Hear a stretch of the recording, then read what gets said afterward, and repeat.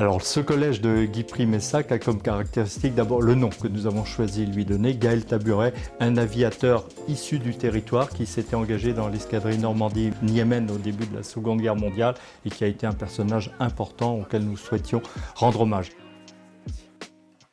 Ce qui m'a surpris en découvrant le collège, c'est qu'il y avait beaucoup de bois partout et c'était très lumineux aussi.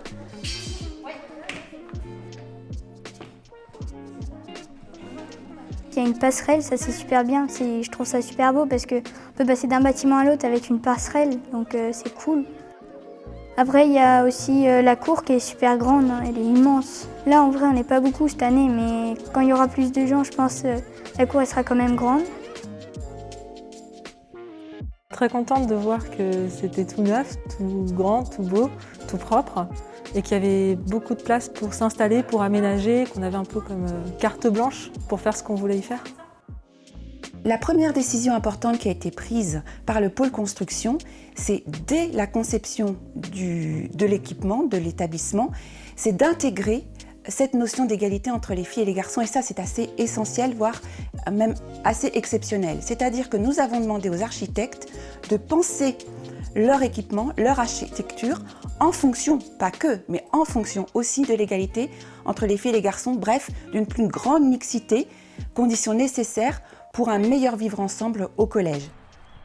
Dans les nouveaux collèges, il y a 25% de surface supplémentaire dans les toilettes pour les filles que pour les garçons. Physiologiquement, elles passent plus de temps aux toilettes que les garçons. On fait régulièrement le point avec l'équipe et on est tous d'accord pour dire qu'en fait on est vraiment très bien ici. Le fait d'avoir que du matériel neuf, du matériel de dernière technologie, ça va être un gain de temps énorme. Le fait de pouvoir cuisiner la nuit sans être présent.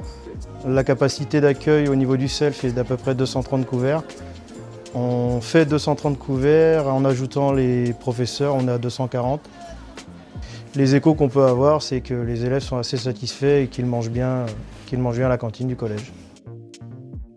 Ce collège a également des caractéristiques, je dirais, élevées en matière de performance environnementale dans ce territoire. Alors, de même niveau globalement que ces deux autres collèges homologues, mais avec des enjeux particuliers, son intégration dans son environnement, le travail sur la biodiversité, la présence d'une chaudière bois à la fois pour le collège et pour les équipements sportifs attenants, un recours important aussi à des matériaux locaux biosourcés, notamment un recours important au bois comme matériau de construction.